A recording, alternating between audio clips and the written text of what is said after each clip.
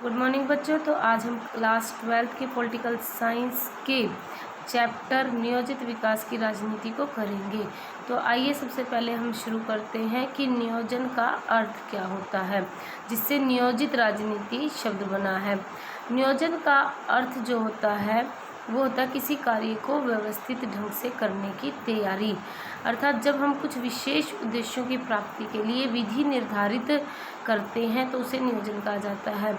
इसे अगर आप सिंपल शब्दों में कहें तो जब हम किसी कार्य को करने के लिए प्लानिंग करते हैं, योजना बनाते हैं, तो उस योजना को ही नियोजन कहा जाता है। हेडसन ने नियोजन की परिभाषा देते हुए कहा है कि भावी कार्यक्रम के मार्ग को निश्चित करने के लिए आधार की खोज नियोजन है। कि जब हम किसी कार्य को करने के लिए कोई बेस तैयार करते हैं, कोई प्लान तैयार करते हैं, तो उसको ही हम क्या कहते हैं, नियोजन कहते हैं। तो इस प्रकार बहुत ही सिंपल इसकी परिभाषा बनती है कि जब हम किसी विशेष उद्देश्य को प्राप्त करने के लिए कोई योजना बनाते हैं और उस योजना के आधार पर कार्य करते हैं तो उसे नियोजन कहा जाता है। इसी प्रकार से जब कोई देश अपने राजनीतिक उद्देश्यों को प्राप्त करने के लिए कोई काम करता है, कोई योजना बनाता है, तो उसे हम नियोजित राजनीति का नाम देते हैं। अब चलिए, आपको ये अर्थ समझ में आ गया होगा। तो नेक्स्ट हम करते हैं हरित क्रांति की धारणा। 1960 के मध्य में भारत को राजनीति एवं आर्थिक मोर्चे पर बहुत सारी समस्याओं का सामना करना पड़ रहा था। राजनीतिक मोर्चे पर पाकिस्तान से युद्ध के बाद पैदा हुई स्थिति तथा राजनीतिक बदलाव और आर्थिक मोर्चे पर भारत में पड़ने वाले भयंकर अकाल थे। देखिए बेटे, 1960 के पश्चात 1962 में भारत का पाकिस्तान के साथ युद्ध हुआ। तो ऐसी स्थिति में भारत राजनीतिक तौर पर भी बहुत ही पिछड़ गया था और जो आर्थिक तौर पर भारत में अकाल पड़ गया था, जिसकी वजह से भारत में खाद्यान्न की कमी हो गई थी, यानी अन्न की कमी हो गई थी। इन सभी परिस्थितियों ने भारत की अर्थव्यवस्था को काफ़ी हद तक प्रभावित किया था, यानी भारत की जो अर्थव्यवस्था है वो बहुत ही पीछे चली गई थी। भारत में आर्थिक विकास में कमी आने लगी। देखिए बेटे, जिस देश में अन्न खाद्यान्न की कमी हो जाती है तो स्वाभाविक सी बात है कि वो देश आर्थिक स्तर पर बहुत पीछे चला जाता है। और इस वजह से भारत की जो नेतृत्व थे, जो नेता थे, वो चिंता में पड़ गए कि आखिर ऐसा क्या किया जाए जिससे कि भारत को इस कमी से, इस स्थिति से बाहर निकाला जा सके। तो भारत के जो बहुत महत्वपूर्ण विशेषज्ञ थे, उन्होंने एक सुझाव दिया कि क्यों ना भारत के खाद्यान्न में तेज़ी से वृद्धि की जाए, कृषि में सुधार किया जाए, जिससे कि भारत को आर्थिक क्षेत्र में आत्मनिर्भर बनाया जा सके। तो इस प्रकार हमारे देश में हरित क्रांति की शुरुआत हुई। तो आपका यहाँ पे क्वेश्चन बनता है कि भारत में हरित क्रांति की शुरुआत कब हुई थी? तो वह 1960 में हुई थी। नेक्स्ट है आपका योजना आयोग की आवश्यकता। तो इसमें सबसे पहले आप ये पढ़ें कि योजना आयोग है क्या। स्वतंत्रता प्राप्ति के समय भारत की आर्थिक एवं सामाजिक परिस्थितियाँ बड़ी खराब थी। वो आप अपने चैप्टर फर्स्ट में पढ़ चुके हो, राष्ट्र निर्माण की चुनौतियों में, कि जब भारत स्वतंत्र हुआ था तो बहुत सारी समस्याएं भारत के साथ जुड़ गई थी, जैसे शरणार्थियों की समस्या, कश्मीर की समस्या, जातिवाद, सांप्रदायवाद, क्षेत्रवाद, भाषावाद, ये सभी समस्याएं भारत के साथ जुड़े होने के कारण भारत की जो स्थिति थी वो खराब हो गई थी। अतः भारत के लोगों की आर्थिक एवं सामाजिक दशा को सुधारने के लिए सरकार के पास एक ही रास्ता था कि वह योजनाएं बनाए।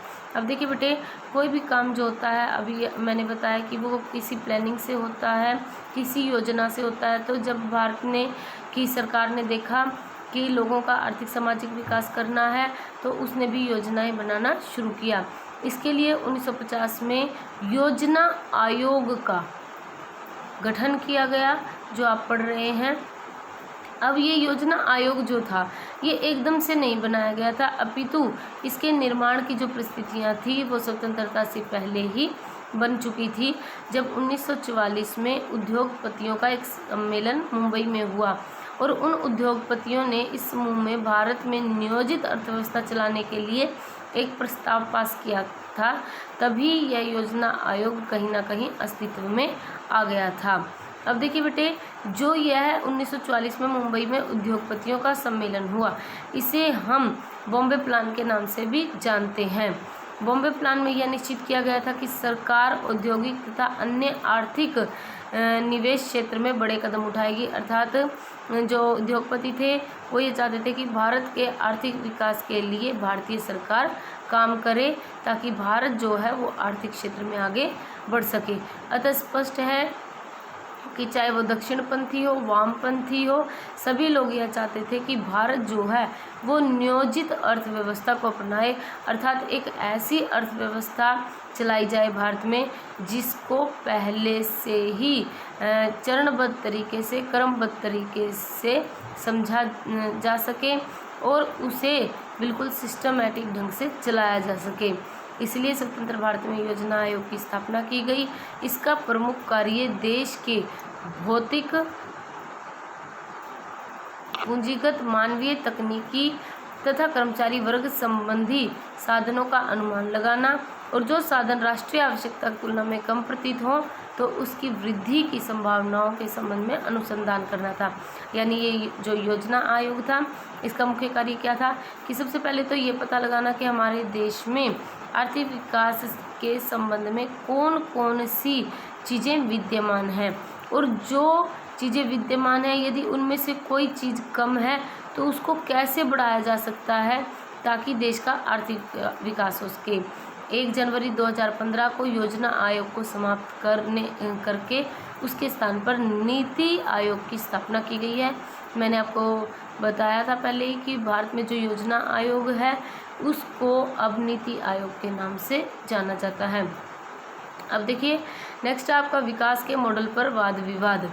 आज़ादी के समय विकास के सवाल पर बहुत मतभेद हुआ। विकास के संबंध में मुख्य मुद्दा यह था कि भारत किस मॉडल को अपनाए। देखिए बेटे, विकास के 3 मॉडल हैं, एक है पूंजीवादी मॉडल, एक है साम्यवादी मॉडल और एक है मिश्रित मॉडल। पूंजीवादी मॉडल वो है जो अमेरिका के द्वारा चलाया गया, जिसमें पूंजी को महत्व दिया जाता है, स्वतंत्र प्रतियोगिता को महत्व दिया जाता है।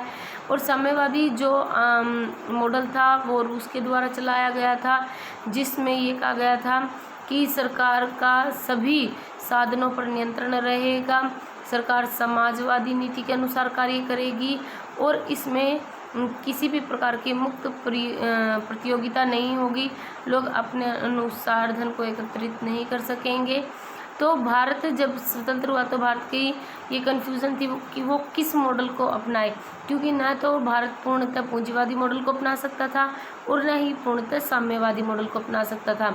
ऐसी स्थिति में भारत ने एक बीच का रास्ता अपनाया, जिसके अंतर्गत उसने मिश्रित मॉडल को अपनाया। और मिश्रित मॉडल जो था उसमें पूंजीवादी गुण भी मिलते हैं और साम्यवादी गुण भी मिलते हैं, और भारत के लिए यह मॉडल बहुत ही लाभप्रद सिद्ध हुआ। अब भारत में बहुत सारी चीज़ें ऐसी हैं जिन पर सरकारी नियंत्रण है और बहुत सारी ऐसी चीज़ें भी हैं जिन पर जो निजी नियंत्रण है वो स्थापित है। इस प्रकार भारत ने अपने देश के विकास के लिए एक मिश्रित मॉडल को अपनाया है। यहाँ पर आपका जो ये चैप्टर है वो समाप्त हो जाता है। इसके जो प्रश्न उत्तर हैं वो आप एक बार देख लीजिए, आपने इनको ध्यान से सुनना है, उसके बाद अपनी नोटबुक में बहुत अच्छे से लिखना भी है। भारत के योजना आयोग के पदेन अध्यक्ष कौन होता है? तो योजना आयोग जो बनाया जाता है वो प्रधानमंत्री के द्वारा बनाया जाता है, तो इसके जो अध्यक्ष होते हैं वो प्रधानमंत्री होते हैं। बॉम्बे प्लान क्या है ये मैंने आपको बता ही दिया कि 1944 में जो उद्योगपतियों का मुंबई में सम्मेलन हुआ था और उसमें जो प्रस्ताव पास किया गया था उसे ही बॉम्बे प्लान के नाम से जाना जाता है। जनवरी 2015 में योजना आयोग को समाप्त करके उसके स्थान पर नीति आयोग बनाया गया है। नियोजित विकास क्या है ये भी आप कर चुके हैं। द्वितीय पंचवर्षीय योजना का मुख्य उद्देश्य देश के विकास को तीव्र करना था। इसके लिए आधारभूत तथा उद्योगों के विकास पर बल दिया गया था। द मिल्कमैन ऑफ इंडिया के नाम से वर्गीज कुरियन ये फेमस हैं।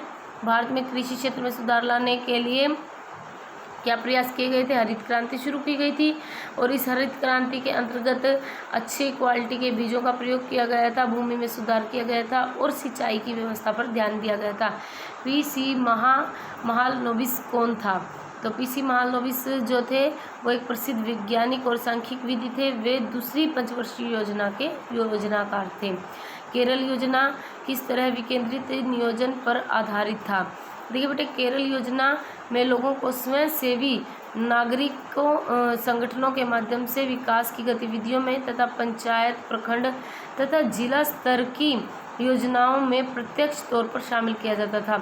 यानी जो केरल योजना थी उसमें लोगों को प्रत्यक्ष तौर पर उनके संबंध में बनने वाली योजनाओं में शामिल किया जाता था, ताकि वे भी अपने पक्ष के बारे में कुछ कह सकें। जनता के विभिन्न वर्गों के लिए विकास के अलग अलग अर्थ क्यों हैं? विभिन्न वर्ग यानी अमीर वर्ग के लिए विकास क्या है, गरीब के लिए क्या है, उच्च जाति के लिए क्या है, निम्न जाति के लिए क्या है। तो हर व्यक्ति के लिए किस प्रकार से विकास की परिभाषा अलग है। देखिए, जैसे उदाहरण के लिए उड़ीसा की सरकार ने आदिवासी क्षेत्र में उद्योग लगाकर विकास करना चाहा, तो इससे आदिवासियों को यह डर लगने लगा कि उद्योग लग गए तो उन्हें विस्थापित होना पड़ेगा। कहने का तात्पर्य क्या है कि अगर हम एक तरफ देखें, अगर अमीर लोग देखें तो उद्योगों का लगना उनके लिए बहुत अच्छी बात है, क्योंकि इससे उनकी पूंजी बढ़ेगी। लेकिन आदिवासियों के लिए विकास क्या है कि जो स्थिति जैसी है वो वैसी बनी रहे, जंगलों को बढ़ावा दिया जाए, क्योंकि यदि जंगल नहीं होंगे, उद्योग होंगे, तो उनका जो रहने का स्थान है वो ख़त्म हो जाएगा। इस प्रकार से प्रत्येक व्यक्ति के लिए विकास का जो अर्थ है वो अलग अलग होता है। विकेंद्रित नियोजन से क्या अभिप्राय है?